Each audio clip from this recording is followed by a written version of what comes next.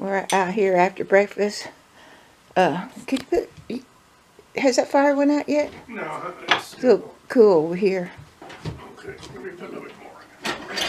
We're not doing much today because it's pretty windy out, and we don't want to get out in the wind. So we're just sitting around drinking our coffee.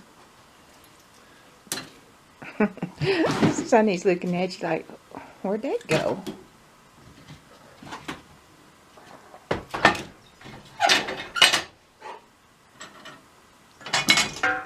Get it going. Yeah.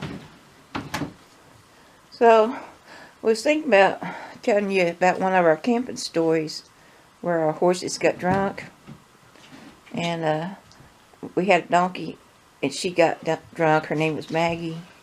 She was a sweetheart. And so you want to say something on it? Yeah, it was quite a few years ago. Catalina was only a 3-year-old. That was her first trip out on a long ride. She's in her 20s now. So that was quite a few years ago. But anyway, we went to, I think it was our first trip in there. We went to a canyon I'd been thinking about for years called Indian Creek Canyon. It's in more in the western part of the state. It's in an area called the Apache Kid Wilderness. And we've been there a lot since then. We like it because it's remote. And we've only ever seen run across 2 people in years of going through there in different areas of that wilderness. It's just far away from any towns or any cities. But that particular canyon, I don't think we've seen anybody in there. We've seen evidence of people in there. We've seen evidence of an endurance ride. If you know what that means, it's a horse endurance, and they're usually 50 miles. Some of them are longer. And they do a lot with Arabian horses. They seem to do well on it. But other horses can too. But a lot of people seem to like Arabians for that out here. But anyway, Indian Creek Canyon,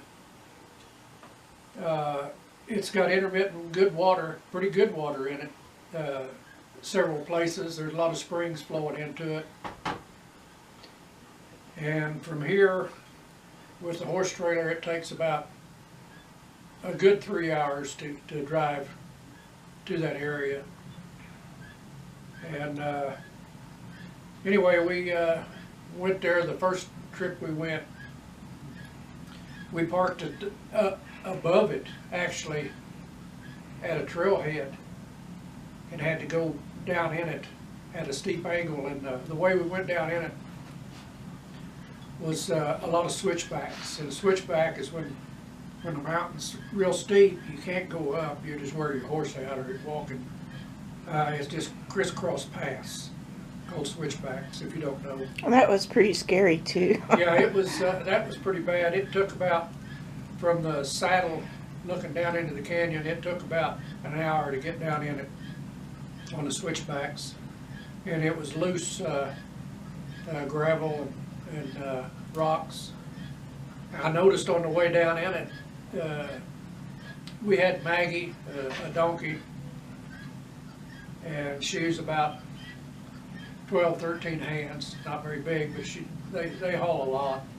They can carry a lot of good load. And we had one big horse. He's a riding horse, but we used him to pack. And then our 2 riding horses. But as we were going down in it, I was watching, because the trails would switch back on herself, and I would be below, and Susie and her horse and Maggie would be right above me. I could see them. It was real steep, and it was, if you went down, it was going to be bad. I noticed from then on, I'd watched the other donkeys do the same thing, but on a bad trail like that, the donkeys will always stay the safe place on the switchback, always. Ours do, and we've had several.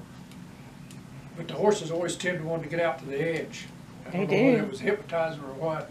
And you always had ours, you had to you had to watch them. They wouldn't run off or fall off, but Yeah, but they just, I was watching Big Red, and his feet kept sliding off the yeah, hill. Big Red was packing, but horses just not as good as donkeys and mules on terrain like that. But anyway, we got down in there, and there was an old, in that area there was an old mine that we had been to, or had never been to. We went to it in later years, and went in and looked at it. It was pretty interesting. It was an old gold and silver mine, and it was right on the edge of the wilderness.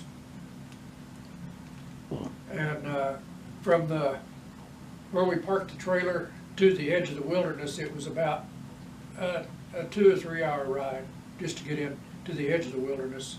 And from then on, there's no vehicles allowed, just on foot or on horseback. So we followed the canyon on in, this Indian Creek Canyon. And I'd read about it a long time ago, and I guess there's evidence of occupation in that canyon going back hundreds or thousands of years, mainly because there's good water in it. So we went on in and found a campsite. We only stayed in a couple of days. It was a short trip.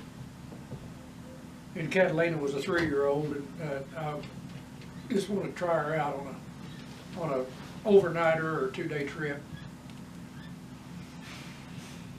We spent a night way back in the canyon by the stream. Had plenty of water. We had none of these dogs we even had then. We had other dogs then, and when we started coming out, we followed the same trail. Well, when we camped, I'll have to backtrack a little bit. When we made camp, we put up a picket line that night, or that evening, and I didn't notice anything. I didn't know what marijuana looked like. Well, I don't think it's marijuana. Well, no, it wasn't, so I didn't, didn't think anything, but when walking around by the camp, we would smell mint. Yeah. I didn't know whether or not that would hurt horses, but anyway, late in the night, we had a bail on the donkey. Just in case they got loose. If they got loose, they tend to would stay with her. Usually you put it on your alpha mare, or some people use stallions, which... Well, she would run off with them, I guess, if they got loose. Anyway, late in the night, I had to get up and take the bail off of her because she started ringing that bell. She's swinging her head. Yeah, her head was going like round the rosy, and every time she'd go around the rosy, doing that bell ring, boing, like that. It was about 1 o'clock in the morning, so Yeah. I got up and took the bail off of her, and that quieted everything down. So the next day, after we ate breakfast and just explored around that area a little bit, there was cliffs. It was a deep canyon. Where we were at, it was probably, the width of it was probably 2 cars wide, maybe. But it had trees in it, and then cliffs on each side. It in shade most of the time. And a little stream running through it. Real pretty place. Well, after we explored around, we went up canyon a little ways and looked around and done stuff. Later that day, we decided to come on out of there. And didn't think much about it. We were crossing that stream back and forth. There was intermittent water. There was big boulders, probably, boulders about the size of a small horse trailer and smaller, but laying in, we had to go around in that stream that had come down off the canyon walls. And Susie's horse started at first. The horses just acted like they were drunk. Her horse, and he had never done that, but he started bucking right when she was crossing the log.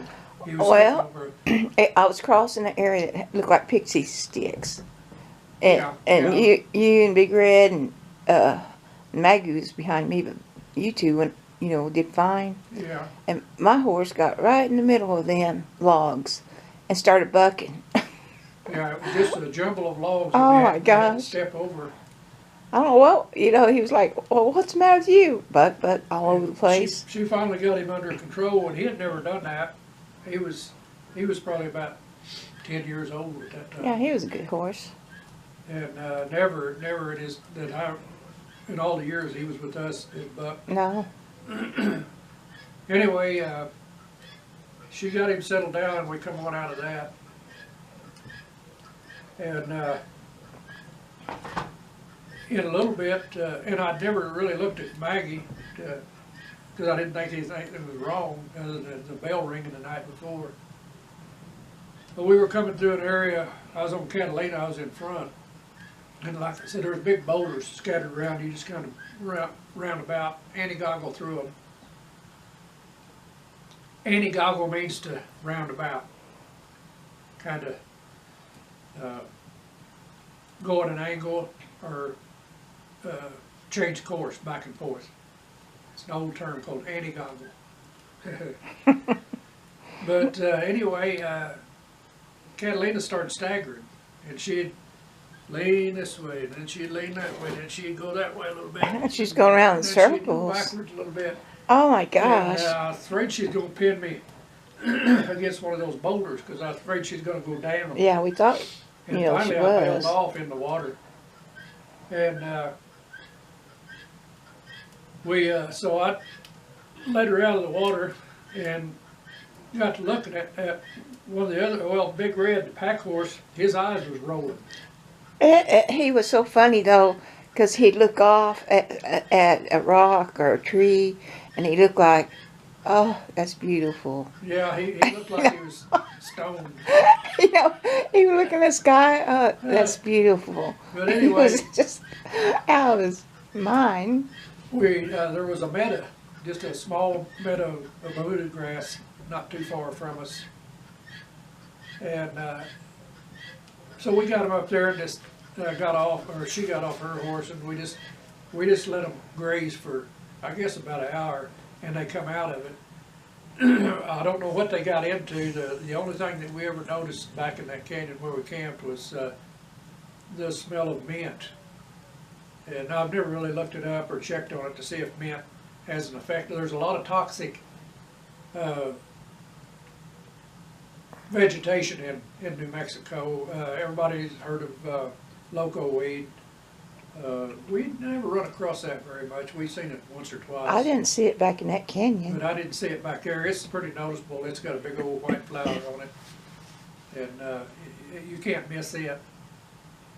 Whether there was anything else, I don't know, other than the smell of that mint. If somebody out there knows if mint, and I wouldn't know what kind of mint it was. I never did. It just really, like a wild smelling it just smelled like mint. I've seen mint in other parts of the country, and it's what it smelled like. And that usually grows around water, but I assumed that they got into it, but they were just like a bunch of drunkards. Well, they were. And, but they sobered up after we got them in the grass and let them graze a little bit. And we come on out of there, but when we came out, I decided to try to find a different way out, because going back up out of that at that point where we came down it would probably take a half a day, because it took about 2 hours to come down it. And going up, you would have to rest them.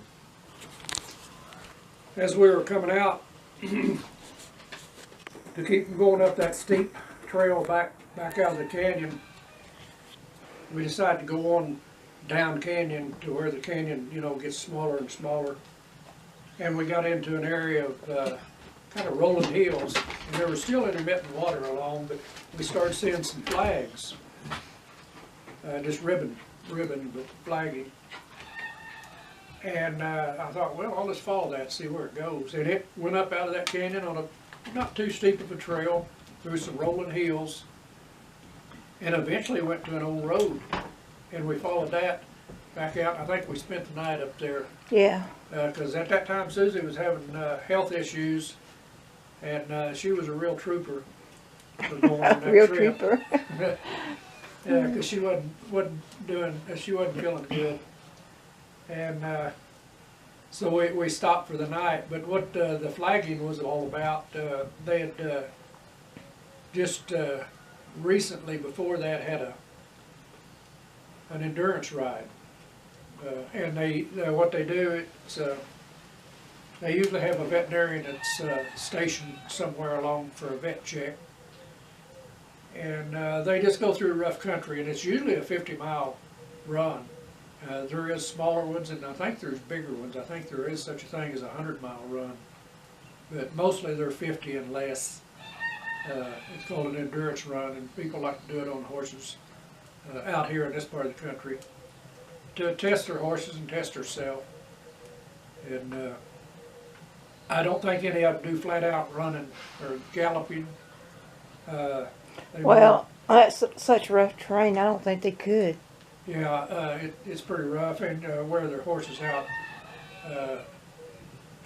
too fast. They mostly do it, I think, at a trot. I've never done it, and I know people that have done it, and I just never been interested in it. But it's pretty popular out here, and I think it's popular in a lot of states now. Well, they put that vet check out there, so Yeah. they make sure they don't wear their horse out. Yeah, I think the vet check place, we found evidence later at another ride, because the flags were still there when we went back another time, and we went in a different way.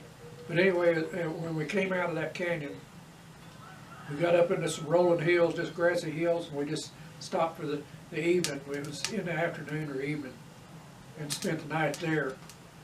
Yeah, ate supper, and then the next day I made my way up to the road, and she just stayed there at the campsite, and I made my way up to the road, and then went back up to where we parked the truck and trailer and brought it down to us. That way we didn't have to take everything to the trailer.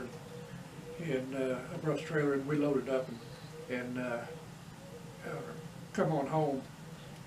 Later on in the next trip, I kind of went over a Forest Service map. I knew there was a spring close to where we came out of it, but I'd never been able to find it. It's called Nogalita Spring. And so we just went on a drive over there, and I found it, and that's the way we started going in from then on. It was A lot easier. a lot easier going in and out. It was still a little bit steep, but there was water close to where we parked our trailer, and it's pretty easy to get in and out of with a 16-foot trailer. And that's about as, in that area, that's about as big of a trailer as you can really get in and out with, because the roads wind too much for a, you know, like a 30-footer or a larger trailer. A 16-foot. As a matter of fact, there's signs in that part of the state on some roads that say caution, no trailers longer than 16 feet. Yeah. Because you can't get around the corners. The roads are too steep when they'll switch back roads on the side of a mountain, and they're just I know, too they sharp. get pretty bad. But anyway, that's what it's like to, I don't know if anybody's ever rode a drunk horse. It's not very fun. Well, him bucking is not as bad as her going around them boulders. That Yeah, was scary. That was a little scary because I thought she was going to fall. She Yeah. never did lose her feet. She kept her feet, but she would go backwards and forwards and side to side like she was dizzy. Yeah, like dizzy. But kind of how a drunkard does. You see him kind of around a beer joint.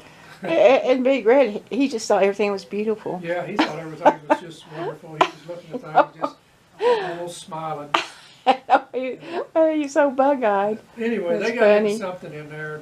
Yeah. But we've been back in several times into that canyon and never had that happen. No? There, I don't know if there was marijuana in there. I've read more than once that people have tried to grow marijuana back in canyons like that on Forest Service land where there's water available and off the beaten path. And I've never seen it for sure. I've just read it on news reports,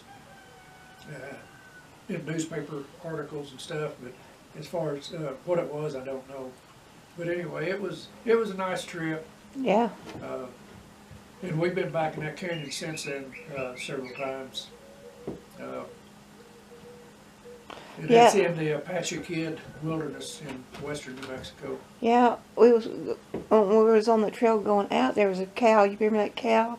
She was laying there giving birth to that baby. Oh, yeah. And she wasn't spooked at us. She should have been real spooked because nobody goes back in there. Yeah. But so, like she wasn't scared or nothing. Yeah. When we first started going back into that canyon, there was cattle back in there.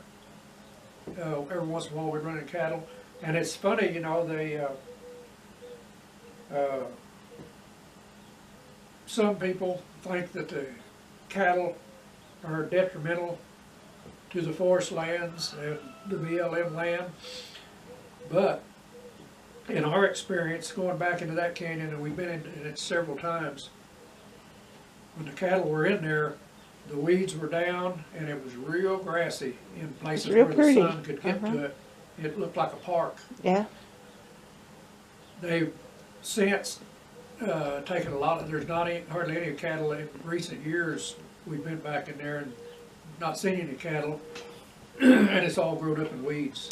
The same way up in the mountains when Yeah, they had in cows these on it. mountains. It was beautiful, but when they took the cows off, thistles Yeah. grew, stickers, everything. It just a mess. Yeah. There is such a thing as overgrazing. Sometimes you can put too many cattle. People do that though. They overcrowd it.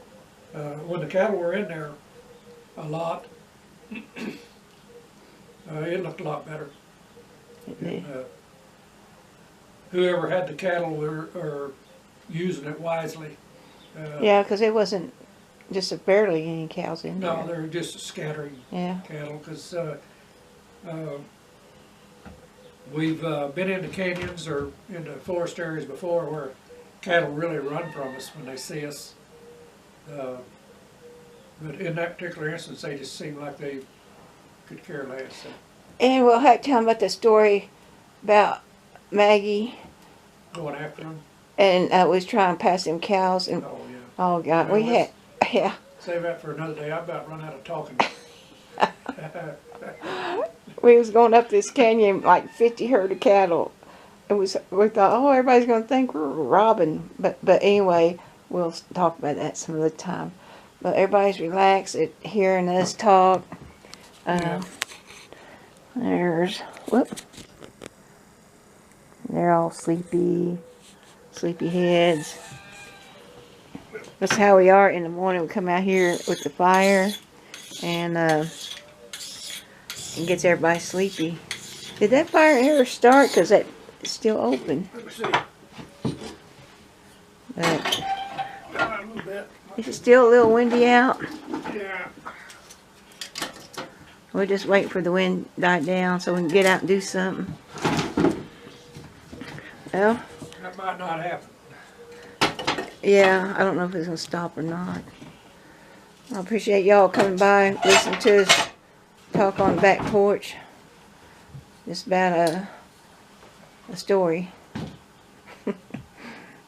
Thanks for coming from Out West Homestead. Bye. I need some help on this carving. See what y'all think. Should I leave it just a wood color? Sometimes people just like the wood look. Or should I paint it bright colors? And some people like that too. And I'm going to put a thing around its neck. Maybe black eyes or something. And I could just leave it color of the wood or paint bright colors on it. So let me know what you think. Help me decide what to do with this. I appreciate it.